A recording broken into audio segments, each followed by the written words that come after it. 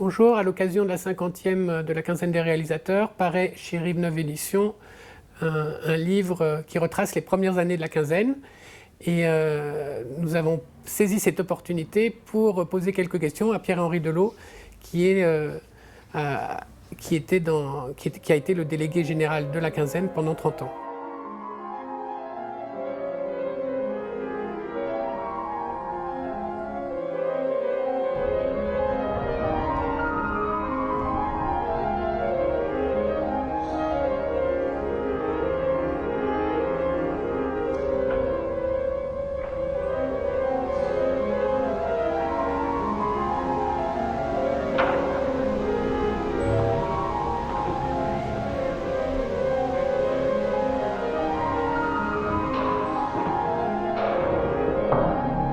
Oui, j'ai rencontré Henri Langlois quand je suis descendu de Lille à Paris. Je voulais faire du cinéma, du moins je croyais. Et moi j'étais allé tout le temps à Chaillot ou à Ulm. Donc j'avais découvert grâce à lui Pudovkin, Eisenstein, tous les classiques. Et je me suis dit que quand Langlois apparaissait, pardon, il était toujours entouré de tas de gens qui demandaient des choses, donc je ne pourrais pas lui parler. Donc je me suis aperçu, j'avais une 2 chevaux, qu'il habitait rue Gazan, et j'ai fait le pied de grue, j'ai attendu un matin très tôt qu'il sorte de chez lui. Parce que Langlois n'avait pas de voiture, je savais qu'il prenait les taxis. Donc quand il est sorti, je lui ai dit, bah, tiens, je passais par là, si vous voulez, je vous emmène, monsieur Langlois. Et comme ça, je me suis dit que j'avais 20 minutes, le temps du trajet, pour lui demander des conseils. Et je lui ai dit, voilà, je suis venu parce que je veux faire du cinéma, et c'est à cause de vous. D'une certaine manière, vous êtes responsable, parce que si je n'étais pas tombé amoureux des films que vous m'avez montrés, j'aurais peut-être pas eu cette envie-là. Alors il m'a dit, bah, vous voulez faire du cinéma, vous en faites. Je dis, ah bon? Et je fais quoi? Eh bien, vous êtes mon chauffeur. Donc je me suis retrouvé le chauffeur d'Henri Langlois pendant 4-5 mois. Alors nous allons parler de la quinzaine des réalisateurs, mais avant la quinzaine, parce que la quinzaine en est peut-être issue, il y a eu mai 68, et avant mai 68, il y a eu l'éviction de Langlois de la Cinémathèque, et vous étiez comme pour ainsi dire déjà dans le coup, parce que vous connaissiez Langlois et vous travailliez avec lui. D'une certaine manière, et quand Henri a été mis à la porte fin février, de façon assez démente, puisque personne ne le lui a dit, il a mis ses clés dans les bureaux rue de Courcelles et la serrure avait été changée. Et au premier étage, Pierre Barbin lui a dit, c'est plus vous le directeur, c'est moi. Bon, c'est comme ça qu'il a appris qu'il était viré. Immédiatement, il y a eu une montée au créneau de tous les réalisateurs, parce que toute la nouvelle vague, Chabrol, Godard, Truffaut, Doniol, Valcroze, Cast, Romer, tous ces gens-là avaient appris le cinéma chez Henri Langlois, avenue de Messine d'abord et ensuite à Chaillot, à Ulm. Ça a été la meilleure école du cinéma. Donc Langlois était leur père spirituel d'une certaine manière. Donc ils se sont dit, c'est pas possible qu'on vire ce monsieur, qui par ailleurs est le premier qui avait eu l'idée de garder les films comme on garde les livres, et deuxièmement, au début pratiquement sans subvention, comme il pouvait, et enfin avait eu une reconnaissance. Et depuis, il s'était créé des cinémathèques partout dans le monde. Mais quand même, c'est le premier homme qui a eu cette idée-là. Donc ils se sont mobilisés, et il y a eu une première manifestation au Trocadéro des réalisateurs. Évidemment, les CRS sont chargés. Les réalisateurs, ce n'est pas forcément des gens très connus, ce n'est pas des stars de cinéma. Même si leur nom est connu, mais leur visage souvent ne l'est pas.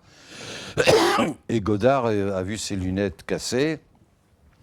Donc on a emmené Godard dans une pharmacie, et au lieu de le soigner, parce qu'il n'y avait pas grand-chose, on l'a badigeé de mercurochrome pour faire croire qu'il avait été gravement blessé, pour dire l'État tape sur la culture. Bon. Et à partir de ce moment-là, tous les metteurs en scène se sont regroupés, sauf 2, je crois, Marcel L'Herbier et Autant Lara, il me semble, qui n'ont pas défendu Henri Langlois. C'était étonnant, mais c'est comme ça. On a eu l'idée de téléphoner à tous les grands metteurs en scène du monde en disant « retirez vos films de la Cinémathèque ». Donc Chaplin a dit oui, Wells a dit oui tout de suite. À partir du moment où les grands étaient là, Malraux savait qu'il avait perdu, parce qu'ils avaient bien les copies, mais ils ne pouvaient plus les montrer. Donc, imaginez qu'on doive décrocher X tableaux du Louvre, c'est à peu près ça, quoi. Donc après, ça a été une question de temps, et Langlois a été remis en fonction quasiment fin du mois d'avril. Ça coïncidait avec les premiers mouvements étudiants qui avaient commencé le 22 mars avec Cohn-Bendit à Nanterre. D'accord. Et donc la quinzaine naît l'année suivante sous un autre nom, Cinéma en Liberté. Et curieusement, donc c'est fait par ces réalisateurs, mais ça ouvre sur de tout nouveau cinéma. La quinzaine permet de découvrir le nouveau cinéma allemand, le nouveau cinéma brésilien, Ouais. le nouveau cinéma américain. Et du coup, on a des réalisateurs aussi différents que Rocha, mais aussi Herzog ou Scorsese. Et ça, tout ça... Non, Scorsese, il vient après. Hein. Mais dans les années 70, oui. Oui. Donc il y a une découverte d'un nouveau... Cet échec de la réforme du festival donne lieu à une sorte de off avant la lettre et qui permet de découvrir des nouveaux cinémas. Est-ce que vous pouvez nous parler de ça, de tous ces réalisateurs différents ou de ces cinémas nationaux différents qui apparaissent grâce à la quinzaine? Non, mais moi, je ne connaissais pas Cannes la première année. Je ne savais même pas qu'il y avait des casiers de presse, rien du tout. Il n'y a pas eu de catalogue, il y avait une affiche programme. Point à la ligne, vous imaginez ça. Et donc, par contre, j'ai vu comment se passait le Festival de Cannes. Et l'année d'après, j'ai changé de salle de cinéma parce que notre cinéma n'était pas bien du tout. Et j'ai pris un cinéma qui s'appelait Le Français, qui était un cinéma dans le style midi-minuit le reste de l'année à Paris. Passer des films fantastiques ou des films érotiques. Mais la salle était formidable. Elle faisait 370 places en gradin. Il y avait un bar. Et à ce moment-là, on nous a attribué des bureaux qui étaient la Malmaison. Ce qu'on appelle la Malmaison, c'est une maison qui est sur la Croisette, qui est une maison 1880 à peu près, et qui a été donnée par son propriétaire à la ville de Cannes à condition qu'il ne la détruise pas. Et cette maison ne servait quasiment à rien, donc on nous a mis là, comme ça, le festival était relativement tranquille. Et très vite, nos metteurs en scène qui venaient, parce qu'on invitait les metteurs en scène à venir, évidemment, mais pas les comédiens. De toute façon, on n'avait pas les moyens. On leur filait un petit per diem qui valait même pas une nuit d'hôtel, déjà. Bon, les metteurs en scène se retrouvaient essentiellement au Blue Bar, qui était à l'angle de l'ancien palais, se retrouver au Petit Carlton, qui était un petit bar sympathique derrière le rond-point d'Angers, pas très loin de la rue d'Antibes, et puis dans les bureaux de la Malmaison.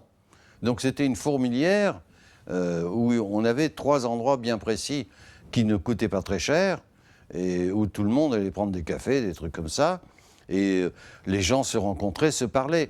Les metteurs en scène découvraient les films des autres. Il faut quand même réaliser qu'un film brésilien ne sortait pas au Chili. Et quand il y a eu du cinéma chilien, Elvio Soto par exemple, eh ben lui découvrait le cinéma brésilien.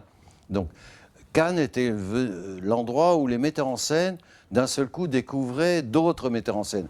Alors s'est créé un tissu d'amitié, de liens, d'émulation, de fierté. Ils avaient la sensation de rentrer dans une famille qui était la famille de la quinzaine de réalisateurs.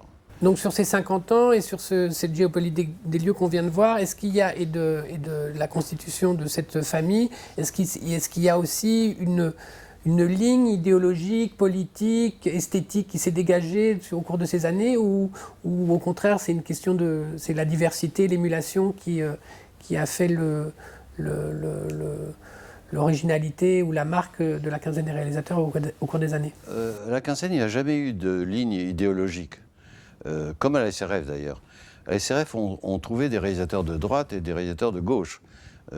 Claude Lelouch, Claude Berry étaient des gens de droite, Jacques Deray était quelqu'un de droite, tandis qu'il y avait des communistes, Pascal Aubier, Franck Cassinti, Jean-Daniel Simon, Bernard Paul, Louis Daquin était communiste. Doniol Valcroze était plutôt socialiste. Bon. Et donc, Doniol avait interdit qu'on parlât politique lors des conseils d'administration de la SRF. Sans quoi, ça aurait été l'ONU et tout le monde se serait battu. Il disait non, nous sommes tous créateurs, tous metteurs en scène, et nous avons en face de nous les forces de l'argent. Et c'est à nous de combattre pour essayer de maintenir un cinéma libre qui ne soit pas seulement asservi à l'audimat ou à la rentabilité des films. Donc on a fait la même chose à la quinzaine. Donc il y avait des films faits par des gens de droite. Par exemple, j'ai pris très vite un film de Paul Morisset, qui était un compagnon de route, si j'ose dire, d'Andy Warhol, et qui voulait révolutionner, en tout cas moderniser et créer une sorte de cinéma indépendant à New York. Mais Morisset était un nationaliste américain bon teint. Et à côté de ça, il y avait des films qui étaient engagés à gauche, des films militants. Bien sûr qu'il y en avait. Et la première année, il y avait un film de Jean-Luc Magneron qui était formidable d'ailleurs là-dessus, sur mai 68. Il y avait des films qui étaient des études sociologiques ou mélange de sociologie, d'ethnographie. Par exemple, Calcutta de Louis Malle, bon, qui était un documentaire. Bon. Mais il y avait aussi évidemment du cinéma engagé. Mais les cinéastes, par exemple, du cinéma nouveau, eux, ils souffraient de la dictature ou de la corruption dans leur propre pays, donc ils dénonçaient un type de système. Mais franchement, je n'ai jamais essayé de prendre des films pour des raisons politiques ou idéologiques. Jamais, jamais, jamais. J'avais appris de Langlois qu'il faut prendre les films qui vous émeuvent, qui vous touchent, qui vous remuent et qui restituent la vie telle qu'elle est. Bon. C'est comme ça que se dessinait chaque année une ligne éditoriale un peu différente d'une année sur l'autre, parce qu'on ne la décide pas avant. C'est l'air du temps qui fait que d'un seul coup, on perçoit quelque chose. Et si le cinéma québécois était indépendantiste, parce qu'il revendiquait le fait de pouvoir continuer à pratiquer leur langue, le français, dans un continent nord-américain qui ne parle que l'anglais, évidemment, il était militant de ce point de vue-là. Et pour autant, ce cinéma était d'abord un cinéma de liberté, équivalent au premier film de Jean-Luc Godard, dans le cas, par exemple, de Jean-Pierre Lefebvre. Au fur et à mesure qu'un auteur avait du succès à la quinzaine, on savait qu'il montrait en compétition. Bon, évidemment. Alors au début, il a fallu 5 Werner Herzog pour qu'après le triomphe d'Aguirre, Gaspard Hauser soit en compétition à Cannes. Il a fallu 5 Nagisa Oshima pour qu'après le triomphe de l'Empire des Sens, il soit en compétition à Cannes. Et ce mouvement va sans arrêt s'accélérer.